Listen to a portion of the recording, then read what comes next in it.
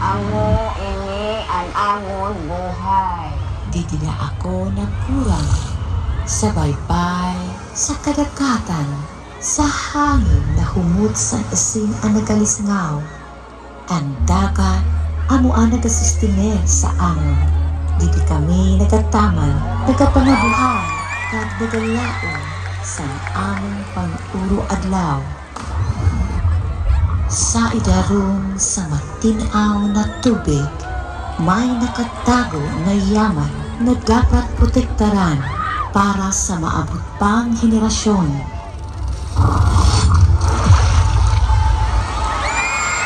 Bago pa magkaigwa sa mga dalan, bago pa man maging syudad ang Masbate, may kultura na kita, mga sayaw, mga kanta kag mapuso na pagtuod sa Ginoo.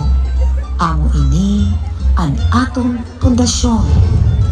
Sa kada pagbayle, sa kada pag-ampo buhay kag aktibo ang diwa sa Masbate ang among pagtuog kultura. Magapadayon hasta nala. Amo ini ang Masbate. Ginadumara ang kahapon. Pakadto sa kabuas nun. Welcome to the city of Masbate, where heritage, nature, and hope move as one. Amo ini ang aton syudad.